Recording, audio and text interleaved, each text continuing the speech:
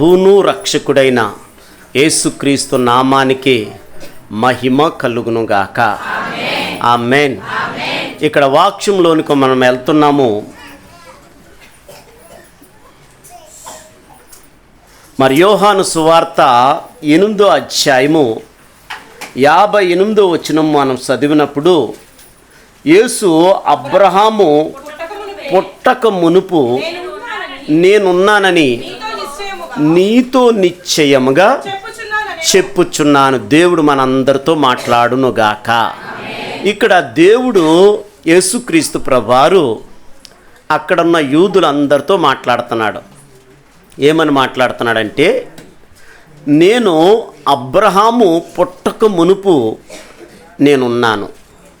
యేసుక్రీస్తు కాలానికి అబ్రహాము కాలానికి ఇంచుమించు 2000 సంవత్సరాలు ఉన్నది. అయితే 2000 సంవత్సరాలు క్రితము జరగబోయేది యేసుక్రీస్తు ప్రభువారు అక్కడున్న యూదులందరితో చెబుతున్నాడు. అంటే నువ్వు నమ్మిన దేవుడు భవిష్యత్తు కాలంలో ఉన్న దేవుడు. అక్కడున్న యూదులందరితో యేసుక్రీస్తు ప్రభువారు అబ్రహాము పుట్టక మునుపు నేనున్నాను అని వారితో చెబుతుంటే, వారందరూ యేసయ్య మాటలు చూసి ఆనందించటం లేదు. యేసయ్య మాటలు చెబుతుంటే వాళ్ళ కోపం పడుతుంది. ఎందుకంటే ఇతడు దేవదూషణ చేస్తున్నాడు. ఇతను చూస్తే 50 సంవత్సరాలు కూడా ఇతనికి లేవు. యేసుక్రీస్తు వయసు అప్పటికి ఎంత ఉన్నదంటే 33 సంవత్సరాలు. 33 సంవత్సరాలు కలిగిన యేసుక్రీస్తు ప్రభువారు 2000 సంవత్సరాల క్రితము ఏమి జరిగిందో అక్కడ యూదులతో చెబుతుంటే, ఆ యూదులందరూ యేసుక్రీస్తు కావాలని చెబుతున్నాడని వారు అనుకుంటున్నారు. అంటే యేసుక్రీస్తు మాటలు వారు నమ్మలేదు. ఎందుకంటే యేసుక్రీస్తు తన్ను తానే దేవుడుగా అక్కడ యూదులకి నిరూపించుకుంటున్నాడు. నిర్గమకాండం మనం చూసినప్పుడు ఇక్కడ చూడండి 3వ అధ్యాయము 14వ వచనంలో మనం చూస్తే, ఒక్కసారి నా మాట వినండి. ఇక్కడ నా వైపు చూడండి. చూడండి, ఇక్కడ నిర్గమకాండం 3:14లో ఇక్కడ మోషే అడుగుతున్నాడు, అయ్యా నువ్వు నన్ను వెళ్ళమంటున్నావు కదా, నువ్వు ఐగుప్తు దేశానికి నన్ను వెళ్ళమంటున్నావు, ఐగుప్తు దేశానికి నేను వెళ్తానని అనేక రీతిలో తప్పించుకోవడానికి ప్రయత్నం చేస్తుంటే, తప్పించుకోలేని ఎంత తప్పించుకుందామన్నా ఆ తప్పించుకోలేని మాటలు యేసుక్రీస్తు మోషేతో మాట్లాడుతున్నాడు. అయితే ఈ అనేక రీతులు మాట్లాడిన తర్వాత ఇక్కడ మోషే అంటున్నారు, నువ్వు నన్ను ఐగుప్తు దేశానికి వెళ్ళమంటున్నావు, వెళ్తాను. అసలు నిన్ను పంపిన వాడెవరని నన్ను అడుగుతారు, నేనేం సమాధానం చెప్పాలి, నీ పేరేం చెప్పాలంటే, యేసుక్రీస్తు ప్రభువారు ఇప్పుడు 3:14లో ఏమున్నదంటే, అప్పుడు యేసుక్రీస్తు చూడండి, యెహోవా దేవుడు ఇప్పుడు మోషేతో మాట్లాడుతున్నాడు. ఏమని మాట్లాడుతున్నాడంటే, అందుకు దేవుడు నేను ఉన్నవాణ్ణి అన్నాడు. నేను ఉన్న దేవుణ్ణని ఇప్పుడు మోషేకు తన్ను తానే నిరూపించుకున్నాడు. మోషేకి తన్ను తానే నిరూపించుకున్నాడు. అంటే అబ్రహాము పుట్టక ముందు నీ దేవుడున్నాడు, నువ్వు పుట్టక ముందు ఆ దేవుడున్నాడు. ఈ సముద్రాలు లేనప్పుడు ఆయన ఉన్నాడు, ఆకాశం లేనప్పుడు ఉన్నాడు, ఈ సృష్టి ఏమీ లేనప్పుడు ఆయన ఉన్నాడు. ఆయన నీతో మాట్లాడుతున్నాడు, నిన్ను ఇప్పుడు దర్శిస్తున్నాడు. ఆ ఉన్న దేవుడే ఈ లోకానికి వచ్చాడు. ఆ ఉన్న దేవుడే నేను దేవుణ్ణని తన్ను తాను నిరూపించుకున్నాడు. అందుకని నువ్వెక్కడ కూడా చింతపడద్దు. నీ కార్యం జరగలేదని చింతపడుతున్నావు కాదు, కార్యం ఆలస్యమైందని గంతులయ్యి. ఎందుకు తెలుసా? ఆలస్యమయ్యి కొలిది దేవుడికి నువ్వు దగ్గర అయిపోతావు, దేవుడికి దగ్గర అవుతావు. నువ్వు దగ్గర అవ్వాలని ఆయన ఆలోచన చేస్తున్నాడు. నువ్వు అనుకుంటావా ఇంకా నా దేవుడు ఇంకా నా గర్భం తెరవడం 40 రోజులు ఉండు అన్నావు. కార్యం జరగలేదు. అస్సలు నీ అనుమానం అనే దెయ్యాన్ని, ఈరోజు అల్ప విశ్వాసం అనే దెయ్యాన్ని పక్కన పెట్టు. ఆయనేను చేతకానుడా, యెహోవాకు అసాధ్యం కానిది ఏదైనా. ఏ లోపమన్నా తీసేసే దేవుడు అంటే ఆయన ఎందుకు ఆలోచన చేస్తున్నాడు తెలుసా? ఎక్కువ ఆయనతో నువ్వు ఉండాలని కోరుకుంటున్నాడు. ఎక్కువ ఆయనతో నువ్వు ఉండాలి అంతే. ఆయన సన్నిధిలో ఒక స్తంభంలాగా నువ్వు నిలబడిపోవాలి అంతే. నువ్వు ఆయన కలిసిపోవాలంతే. నువ్వు సంఘాన్ని అంటుకట్టుకోవాలంతే.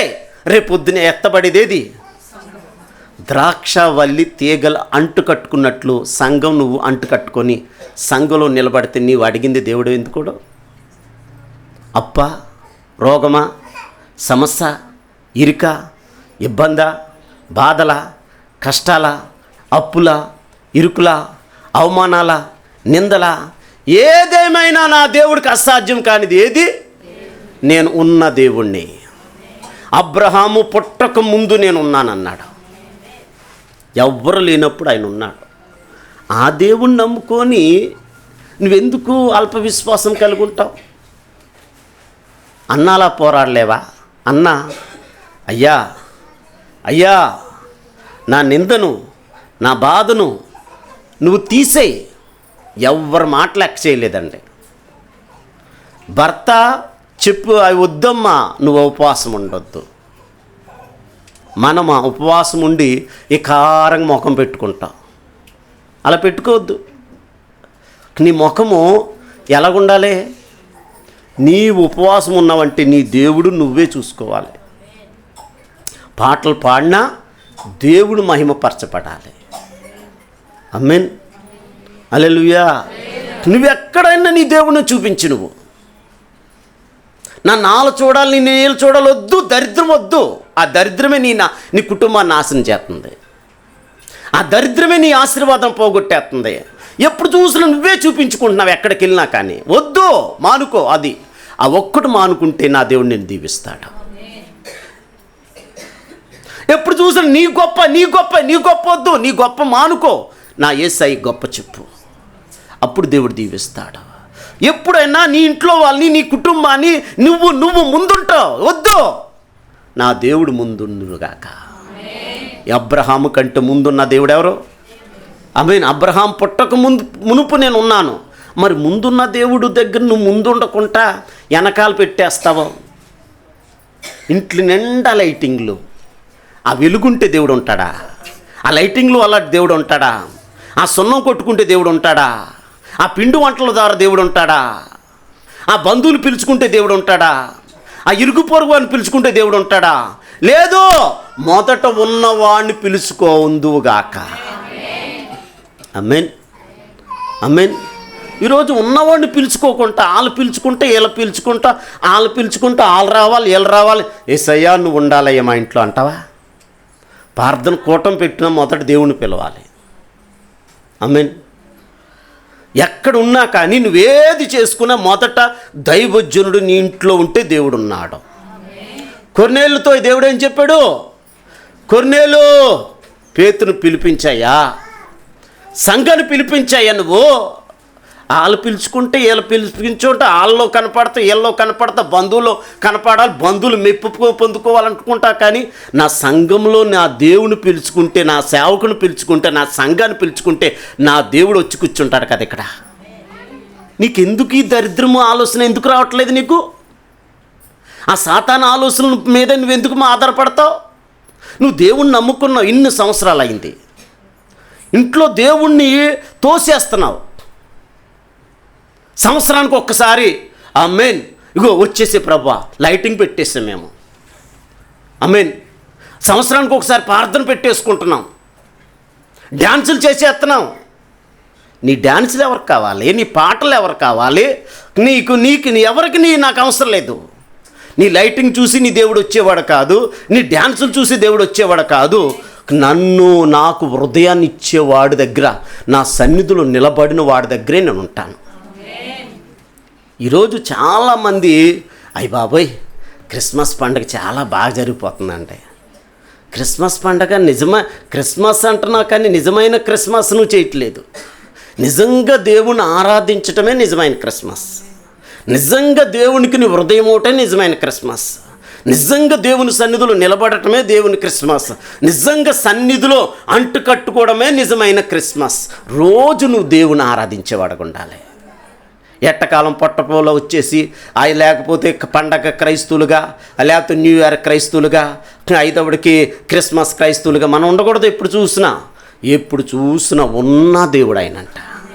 ఆమేన్. మోషేతో ఏమంటున్నాడు? నేను ఉన్నవాడిని అనువాడిని అంటున్నాడు. అంటే ఎప్పుడు కూడా నీ దేవుడు ఎవ్వరు మనుషులు ఉండరండి. నువ్వు ఎప్పుడు చూసినా మనుషులు మెప్పే పొందుకుంటా, మనుషులు కనపడాలి, మా బంధువుల్లో నేను గొప్పదానిగా కనపడాలి, మా బంధువుల్లో నేను చాలా గొప్పవాడుగా అయిపోవాలి. ఆమేన్. అసలు నా లేవులు ఏమనుకున్నావో, అసలు నా పొజిషన్ ఏమనుకున్నావో, అసలు నేను హైదరాబాద్ వచ్చి ఏం సంపాదించానో తెలుసా? నీ సంపాదన చల్లగుండా, నీ సంపాదన ఎవడు చూస్తాడో? ఈ మనుషులకి నువ్వు చూపించుకునేది. నేను దిక్కు లేని స్థితిలో దరిద్రుడిగా, పేదవాడుగా, చెప్పులు లేనివాడుగా, ఒక డ్రెస్ బట్టలతో వచ్చిన నన్ను ఈరోజు ఈ స్థితిలో ఉంచాడు. నా దేవుడిని నమ్ముకున్నాక నా దేవుడు, ఆ ఉన్న దేవుడు నాకు అన్నీ ఇచ్చేసాడు. ఇలాగ ఎప్పుడన్నా దేవుడిని ముందు పెట్టుకున్నావా? దేవుని ముందు పెట్టుకోవడానికి సిగ్గు. నీ సిగ్గు చల్లగుండా. ఇలాంటి సిగ్గుపడతావు దేవుడి గురించి? ఎందుకు సిగ్గుపడతావు? బైబిల్ పట్టుకోవాలంటే సిగ్గు, పక్కోళ్ళు చూస్తే సిగ్గు. ఇలాంటోళ్ళు దేవుడు ఉంటాడా? అంటే పెడితే పెళ్లి కోరే వాళ్ళు ఇలాంటి బ్యాచ్. ఇది అవసరానికి వాడుకునే వాళ్ళు. ఇలా అవసరం వస్తే దేవుడు, అవసరం లేకపోతే అసలు దేవుడే వద్దు వీళ్ళకి. నువ్వెప్పుడు కూడా అలాగ ఉండకూడదు. ఆమేన్. ఎప్పుడు కూడా నువ్వు ఉండకూడదు. నేను అబ్రహాము కంటే ముందున్నాను. నీకు జబ్బు వచ్చి అప్పులు పాలైపోయి సమస్యలు వచ్చినప్పుడు, ఇరుకులు వచ్చినప్పుడు, ఇబ్బందులు వచ్చినప్పుడు నీ వాళ్ళు, నా వాళ్ళు, అన్న వాళ్ళందరూ ఆమేన్ అవసరమైతే ప్రాణాలు ఇచ్చేస్తాను అన్న వాళ్ళందరూ, మనుషులందరూ పారిపోతారు. మోషే పారిపోయాడు, ఒక మనిషి. ఆమేన్. మనిషి ఒక మోషే, ఎవరండి? పేతురే పారిపోయాడు. పేతురే ఒక మనిషి పారిపోయాడు. రేపొద్దున్న అన్న వాళ్ళందరూ పారిపోరా? పేతురులాగా పారిపోయారా? ఎవ్వరు నిలబడరు. అందుకే వీళ్ళు నమ్ముకొని వాళ్ళు నన్ను దీవిస్తారని ఈ పిచ్చి భ్రమలు, ఆ దెయ్యపు భ్రమలన్నీ మానుకొని ఈ రోజు నుంచి నువ్వు సంఘంలో నిలబడు. ఆమేన్. నిలబడే వాడి దగ్గరికి దేవుడు వస్తాడు. నువ్వు నిలబడినప్పుడు నీ అత్తమామల మాట వినవు. ఆమేన్. నీ అత్తమామల మాట నువ్వు వింటున్నావు. నువ్వు నిలబడ్డావంటే నువ్వు ఎవరి మాట వినవు. నువ్వు ఎటు చూసినా కొంచెం అక్కడో గంతేస్తావు, ఎటు అవసరమైతే ఇక్కడో గంతేస్తావు. యేసునామములో అలాగ ఉండకూడదు. అంటే ఎట్టి ఈలుంటే అటు మాట్లాడే క్రైస్తవుడు ఉండకూడదు.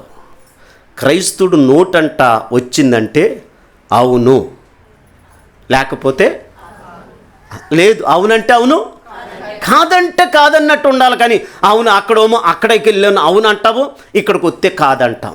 ఇది ఎవరు మాట్లాడే మాట? దేవుడంటే నమ్మలేని వారు మాట్లాడితే చెల్లుతుంది. కానీ దేవుడంటే నమ్మినవాడు, అబ్రహాము కంటే ముందున్న దేవుడు, సృష్టి లేనప్పుడు ఉన్న దేవుడు, ఆయన దగ్గర ఆయనలాగే అవునంటే అవును అనాలి, కాదంటే కాదని నువ్వు ప్రార్థన చేస్తే నీ దగ్గరకు వచ్చి కూర్చుంటాడండి.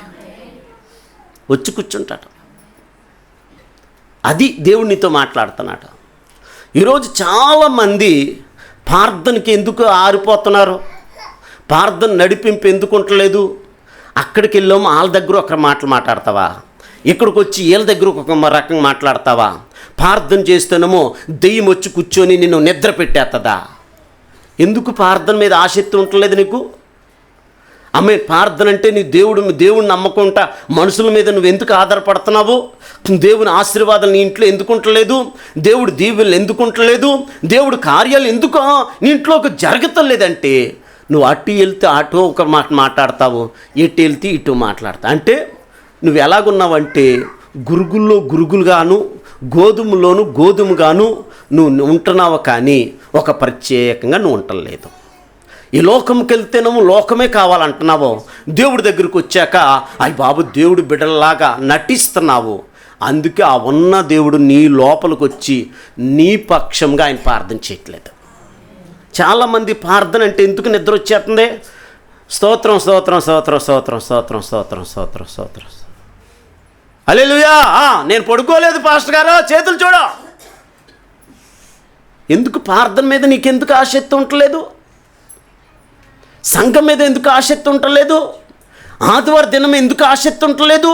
నువ్వు సంఘంలో ఎందుకు నిలబడతలేదంటే నేను ఒక మాట చెప్పనా, నువ్వు ఎట్టి ఈలుంటే అటు మాట్లాడుతున్నావు, ఎట్టి ఈలుంటే అటు అవకాశం ఉంటున్నావు. కాబట్టి నీవు సాతానికి చోటిస్తున్నావు, కానీ ఆ సాతానుడు నిన్ను చర్చిలో నిలబడకుండా నేను చేస్తున్నాడు, ఉపవాసాలు ఉండకుండా చేస్తున్నాడు, ప్రార్థన చేయకుండా చేసేస్తున్నాడు. ఆమేన్. ఎట్టి ఈలుంటే అటు మాట్లాడేస్తున్నా. ఆ ఇంటి సంగతులన్నీ ఇప్పుడు పాడండమ్మా. ఆ ఇంటి సంగతులన్నీ, పొరుగింటి విషయాలన్నీ, అక్కడ మాటలు ఇక్కడ చెప్పి. అబ్బా, పాట అంటే ఎవరు రాశారో కానీ దేవుని స్తోత్రం, కరెక్ట్గా వచనాలు చాలా బాగా రాశారు. ఆమేన్. నేను ఎందుకు ఈ మాట చెబుతున్నానంటే, దేవుడు బిడ్డ అనేది, క్రైస్తవుడు అనేది ఒక ప్రత్యేకంగా ఉంటే ఆమేన్ ప్రత్యేకమైన ఆశీర్వాదాలు వస్తాయి, ప్రత్యేకమైన దీవెనలు వస్తాయి. అందుకే దేవుడు నీతో చెబుతున్నాడు, ఎవ్వరు నీ ముందు ఎవరు నిలబడరు. నువ్వు వాళ్ళని నమ్ముకోవద్దు, వీళ్ళని నమ్ముకోవద్దు. వాళ్ళు నీ దగ్గర ఉండరు, వీళ్ళు నీ దగ్గర ఉండరు. కోడలు నువ్వు నమ్ముకుంటున్నావు, కోడలు నమ్ముకోవద్దు. కొడుకుని నమ్ముకోవద్దు. ఈ లోకంలో ఎవరు నమ్ముకోవద్దు. నమ్మదగిన వాడు ఒక్కడే, ఆయన నీ ముందు నిలబడతాడు, నీ ముందు నిలబడిపోతాడండి. ఆమేన్. పై మాటలు, బడాయి మాటలు, గొప్ప మాటలు చెప్పుకున్న వాళ్ళందరూ ఏదో ఒక దినాన్ని వెళ్ళిపోతారండి. ఐగుప్తు దేశానికి, ఇజ్రాయెల్ దేశానికి వచ్చిన వారు, చెరగొని తీసుకుని వచ్చిన వారిలో ఇక్కడ చూడండి, బబులోను దేశానికి చెరగొని వచ్చారు. వాళ్ళు చెరగొని తీసుకొచ్చిన వారిలో చాలా వందలాది మంది క్రైస్తవులు ఉన్నారు, వందలాది మంది దేవుడి బిడ్డలు ఉన్నారు. కానీ వందలాది మందిలో దేవుడి బిడ్డలు వందలాది మందిలో, ఆ వందలాది మందిలో నలుగురే నిలబడ్డారు. నేను అంటాను, పులిని చూసి నక్క వాతలు పెట్టుకున్నట్లు నువ్వు వాతలు పెట్టుకోవద్దు. వాతలు అంటే ఏంటంటే పులిలాగానే ఉండాలనుకున్నది ఎవరండి? నక్క. అంటే మనం కూడా లోకస్తులాగానే ఎంజాయ్ చేయాలి, లోకస్తులాగానే తిరగాలి, లోకస్తులాగానే మాట్లాడాలి, లోకస్తులాగానే. ఎంతకాలం ఉంటావు నువ్వు? లోకస్తులందరూ నీలోకి వచ్చేస్తున్నారా? నీ అవసరం తీర్చేస్తున్నారా? నీ దగ్గర ఉంటున్నారా? మరి లోకంలో ఉన్నది నీలోకి నువ్వెందుకు తెచ్చుకుంటున్నావు? అందుకే నా దేవుడు దిగొచ్చాడు నీ గురించి.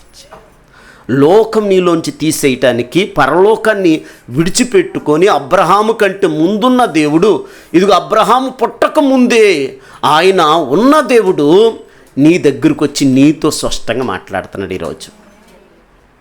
అయినా కానీ నువ్వు లోకస్తుల్లాగానే ఉంటున్నావు, కానీ లోకస్తుల్లాగానే మాట్లాడుతున్నావు, కానీ లోకస్తుల్లాగానే వేషాలు వేస్తున్నావు, కానీ లోకస్తుల్లాగానే చూస్తున్నావు. కానీ లోకస్తుల్లాగా లోకం నీలో రాకుండా నువ్వు ఎలాగ ఉండాలి తెలుసా?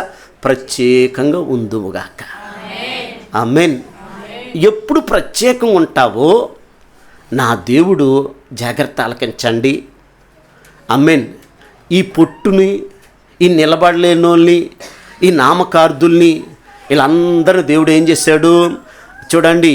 ఇజ్రాయెల్ దేశా నుంచి బబులోను దేశానికి తీసుకొచ్చిన వందలాది మందిలో ఆమేన్ నిలబడినోళ్ళని దేవుడు చూశాడు, నిలబడలేనోళ్ళని చూశాడు.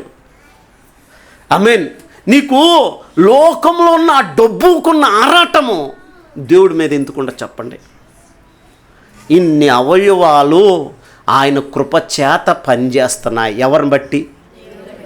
ఆమేన్. యాపిల్ కాయలు తినేస్తున్నావన్నా, జ్యూసులు బత్తాయి జ్యూసులు తాగేస్తున్నావన్నా చెప్పండి. ఆమేన్. హల్లెలూయా. నేను అంటాను, ఇంచు మనిషికి ఎంత రక్తం ఉండాలండి? 5 లీటర్ల నుండి 6 లీటర్ల దాకా ఉండాలి. దేంట్లో? మనిషిలో. నేను అంటాను, దేవుడి బిడ్డల్లో కొంతమందిలో నిజంగా నేను చెప్పుకోవాలంటే మీ రక్తాన్ని పిండైతే ఇంచుమించు 3 లీటర్లు కూడా ఉండవండి. 3 లీటర్లు కూడా ఉండవు. అయినా కానీ దేవుడు కృపచేత ఆగకుండా రక్తము ద్వారా, రక్తంతో సంబంధం లేకుండా దేవుడు సెట్ చేశాడు గుండెని. ఆ గుండె నిమిషానికి 72 సార్లు కొట్టుకుంటుంది. ఒక లెక్క ఆలోచించండి, సంవత్సరానికి ఎన్ని లక్షలు ఉన్నాయో ఒకసారి ఆలోచించండి. ఆమేన్. అంటే నా దేవుడు మాటను బట్టి ఆ గుండె అలాగా ఆమేన్. ఇజ్రాయిల్ కాపాడు దేవుడు కొనకుతులేదు, నిద్రపోవటం లేదు. నువ్వు పడుకున్నా కానీ నా దేవుడు కృపను బట్టి ఆమేన్ నువ్వు రెస్ట్ తీసుకున్నా. ఎవరండి? నువ్వు రెస్ట్ తీసుకున్నా. నువ్వు రెస్ట్ తీసుకున్నా కానీ నా దేవుడు నీ గుండె రెస్ట్ తీసుకోకుండా అది అలాగా పనిచేయటానికి కృప చూపిస్తుంది. ఒకవేళ మీరే చెప్పండి, ఒక్క నిమిషం రెస్ట్ తీసుకుంటే ఇక్కడ మనందరం ఉంటామా? మీరు చెప్పండి. మరి ఇంతకంటే గొప్ప మేలు ఏం చేశాడు చెప్పు? చేయలేదా? నాకేం చేశాడండి బాబా దేవుడా? ఈ సాతాను మాటలు మానేసుకుంటే దేవుడు కార్యం చేస్తాడు. ఇంతకంటే గొప్ప మేలు ఏం చేశాడు నీకు? గొప్ప కార్యాలు చేస్తున్నాడు నా దేవుడు, గొప్ప కార్యాలు జరిగిస్తున్నాడు. అందుకే ప్రత్యేకంగా నాయన నేను ఈ రోజు నుంచే బ్రతుకుతాను, ఈ రోజు నుంచే బతుకుతాను. నువ్వు బ్రతకాలనేది నా దేవుడు కోరుకున్నాడు. నువ్వు బ్రతికితే, నువ్వు నిజంగా సన్నిధిలో నిలబడితే ఎలాంటి దీవెలు ఇస్తాడో తెలుసా? ఈరోజు క్రైస్తవులు దీవించబడతలేదంటే కారణం ఏంటి తెలుసా? వారు నిలబడతల. బబులోను దేశాన్ని చూడండి. బబులోను దేశానికి వచ్చిన వందలాది మందిలో ఈ నిలబడిన వాళ్ళు ఎంతమంది? 4. వాళ్ళ కష్టాల్లో నిలబడ్డారు, బాధల్లో నిలబడ్డారు, నిందల్లో నిలబడ్డారు. ఆఖరికి వీళ్ళందరూ బిర్యానీ మీద బిర్యానీ మెక్కేస్తుంటే తిండిని చంపుకొని నిలబడ్డారండి. మనం ఆ తిండిని చంపుకోము. హల్లెలూయా. తిండిని మనం చంపుకుంటామా? తిండిని మనం చంపుకోం. ఆమేన్. వాళ్ళు తిన్న తిండి వాళ్ళు తినలేదు. చూడండి, మాకు నీ తిండితో సంబంధం లేదు, మా తిండి సపరేటు, మా తిండి సపరేటు, మేము సపరేటు. అన్నీ ప్రత్యేకంగా ఉన్నారు వాళ్ళు, అన్నీ ప్రత్యేకంగా ఉన్నారండి. దేవుడు బిడ్డలు అంటే ఏ విషయంలో కూడా ఎలా ఉండాలి తెలుసా? ప్రత్యేకంగా ఉందుముగాక. ఆమేన్. మీరు చూడలేదు పాస్టర్ గారు ఇక్కడ ఎంత ప్రత్యేకంగా ఉన్నారు, మీరు చెప్పండి పాస్టర్ గారు. నేను అంటాను బయటికి వెళ్ళా కూడా ప్రత్యేకంగా ఉందుగాక. ఇక్కడే కాదు, ఇక్కడ నటించే మాటలు కాదు ఇది. ఇక్కడ నమ్మించొద్దు. ఆయన ఇక్కడున్న దేవుడు బయటికి వెళ్ళినా కూడా అక్కడే ఉంటాడు ఆయన. నీ మాట, నీ చూపు, నీ తలంపులు, నీ నడక, నీ ఆలోచన అన్నీ చూస్తున్న దేవుడు ఆయన. ఆయన పేరే ఆమేన్.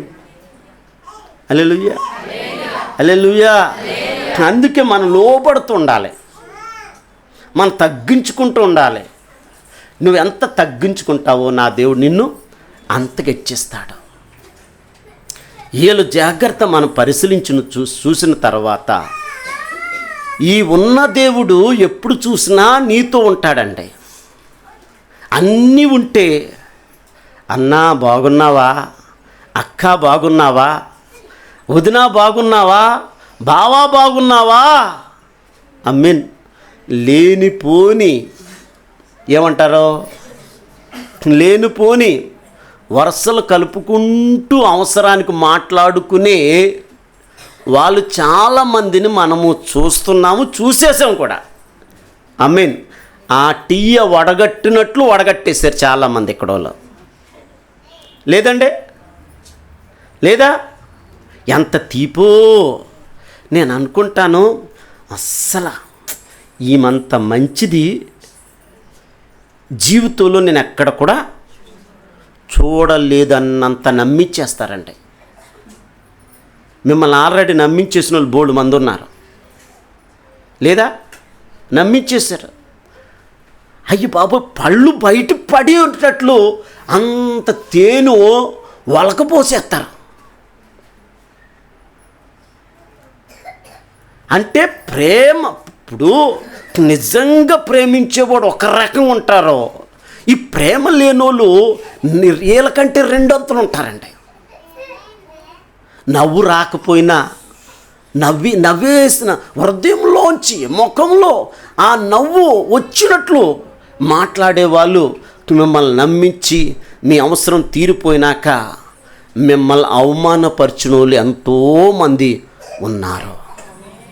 అయితే నా దేవుడు ఇప్పుడు నీతో చెబుతున్నాడేంటో తెలుసా? ఆమేన్. నా దేవుడు నీతో మాట్లాడుతున్నాడేంటో తెలుసా? కానీ వాళ్ళ అవసరాలు తీర్చుకొని